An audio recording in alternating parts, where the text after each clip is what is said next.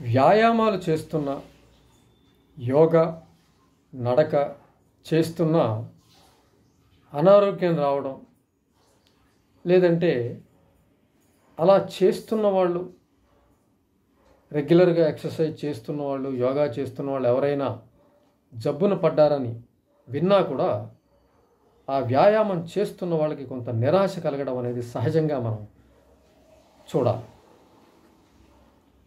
అంటే చేస్తున్న క్రమంలో అటువంటివి విన్నప్పుడు ప్రశ్న ఒకటి వస్తుంది.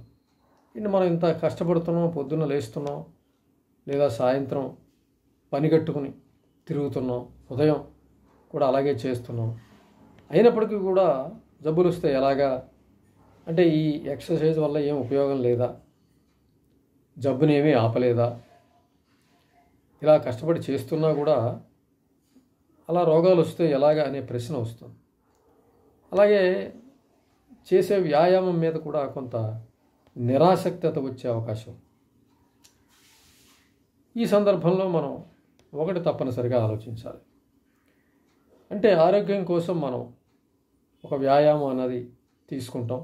ఉదయం పూట వాకింగ్ అనో, జాగింగ్ అనో, యోగా అనో చేస్తాం. అలాగే సాయంత్రం పూట వాకింగ్ అనో, యోగా అనో చేయొచ్చు. ఉదయం సాయంత్రం ఏదో పూట లేదా 2 పూటలా కొంత చేయొచ్చు.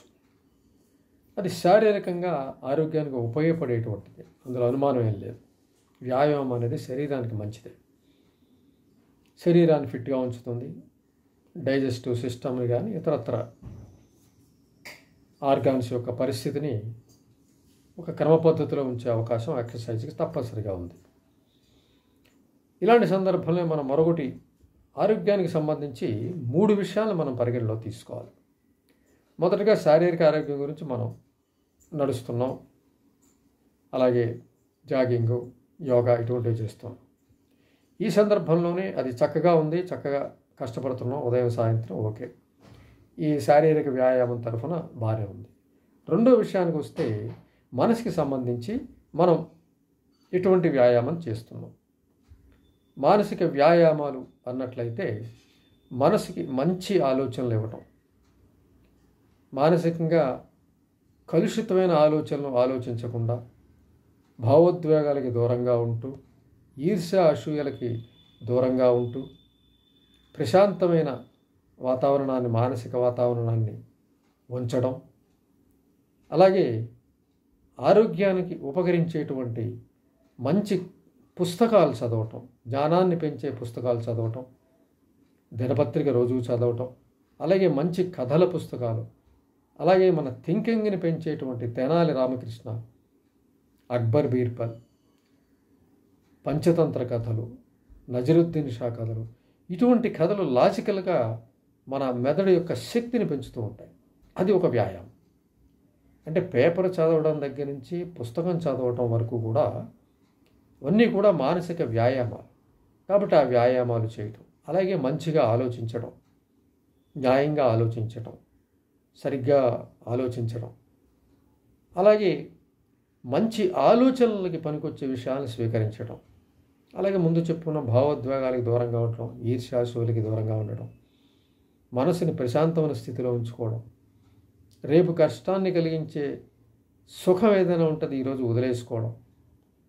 రేపు కష్టం కలిగిస్తున్న స్పష్టంగా తెలుస్తున్నప్పుడు అది సుఖం అవ్వదు, ఈ తాత్కాలికమైన సుఖం అందించవచ్చు, కానీ అది రేపటికి కష్టం అవుతుంది. కాబట్టి దాని ముందే త్యాగం చేసేస్తే ఈరోజు ఆ రోజు ప్రశాంతంగా ఉండొచ్చు. ఇటువంటి మానసికమైనటువంటి ఈ వ్యాయామాలు ఎలాగైతే శరీరానికి ఒక రెగ్యులర్గా మనం ఇస్తున్నామో, సమయాన్ని కేటాయించిస్తున్నామో, అలాగే మనసుకు కూడా వీటికి సమయం కేటాయించడం, పుస్తకాలు చదవడానికి కానీ, పేపర్ చదవడానికి కానీ, మంచి కథల పుస్తకాలు చదవడం కానీ, అంటే బ్రెయిన్ని వ్యాయామంగా ఉండే పుస్తకాలు చదవాలి. కాలక్షేపం పుస్తకాలు కాకుండా వ్యాయామానికి ఉపయోగపడే పుస్తకాలు, లాజికల్గా మనకి ఆలోచింపజేసే పుస్తకాలు. అలాగే పుస్తకాల్లో పజిల్స్ ఉంటాయి, అవి చేయటం, అది మంచి ఎక్సర్సైజ్. పజిల్స్ చేయటం, అలాగే కథల పుస్తకాలు చదవటం, అది కూడా లాజికల్గా ఉపయోగపడే పుస్తకాలు. అలాగే మంచిగా ఆలోచించడం, భావోద్వేగాన్ని అదుపులో ఉంచడం, ఇవన్నీ కూడా శరీరానికి ఎలాగైతే మనం పట్టుబట్టి చేస్తున్నామో మనసుకి కూడా అలా చేసి తీరాలి. ఇది ఖచ్చితంగా చేసి తీరాలి. మనసు పట్ల శరీరం పట్ల ఎంత శ్రద్ధ వహిస్తున్నామో మనసు పట్ల కూడా అంతే శ్రద్ధ వహించాలి. శరీరానికి ఎలాగైతే ఫిట్గా ఉంచుకుంటున్నామో మనసును కూడా అదే ఫిట్నెస్తో ఉంచుకోవాలి అనే విషయాన్ని స్పష్టంగా తెలుసుకోవాలి. మూడో విషయానికి వచ్చినట్లయితే కుటుంబ చరిత్ర, అదే వంశపారంపర్య చరిత్ర కూడా ఒక్కసారి మనం గమనించుకు తీరాలి. ఎటువంటి ఆరోగ్యాలు పూర్వం మన పెద్దవాళ్ళకు ఉన్నాయి, ఎటువంటి వంశక్రమంలో ఆరోగ్య క్రమంలో మనం ఉన్నాము అనే విషయాన్ని కూడా తెలుసుకోవడం అనేది కూడా చాలా ముఖ్యం. ఆ రకంగా ఒక అవగాహనతో మనం ఉన్నట్లయితే మానసికమైనటువంటి దృఢత్వాన్ని మనం సాధించుకోవడానికి ఏం చేయాలనేది కూడా కొంత చేయొచ్చు. పెద్దల యొక్క ఆరోగ్యాన్ని తీరుని గమనించుకుని అది మనం ఓవర్కమ్ చేయాలంటే ఏం చేయాలి, దానికి సంబంధించిన కొన్ని కూడా తప్పనిసరిగా చేయాల్సి ఉంటుంది. శారీరక లక్షణాలతో, ఫిజికల్ లక్షణాలతో, మానసిక లక్షణాలతో పాటు మరి ఆరోగ్యపరమైన లక్షణాలు కూడా పెద్ద నుంచి రావడం మనకు తెలిసినటువంటి విషయం. కాబట్టి వాళ్ళు ఫలానా విషయంలో బాధపడ్డారంటే అలా బాధపడకుండా మనం ఏం చేయగలం, ఏం చేస్తే దాని నుంచి మనం దూరంగా ఉండగలుగుతాం, ఆ రకమైన ఆలోచన కూడా స్వీకరించి దాన్ని కూడా మనం మానసిక శారీరక వ్యాయామాల్లో మనం చేర్చుకున్నట్లయితే వాటిని కూడా మనం ఓవర్కమ్ చేసే అవకాశం ఉంటుంది.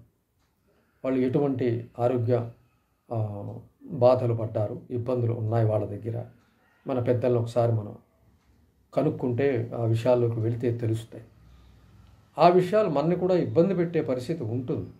కాబట్టి వాటిని కూడా అధిగమించడానికి మనం ఏం చేయాలి అంటే మానసికమైనటువంటి వనరులు ఏవి అందించాలి, అలాగే శారీరకమైన వనరులు ఏవి అందించాలి, అవి కూడా జాగ్రత్తగా చూసుకుని 3 విషయాల్లో పెర్ఫెక్ట్గా ఉండగలిగితే చక్కని ఆరోగ్యాన్ని మెయింటైన్ చేయొచ్చు.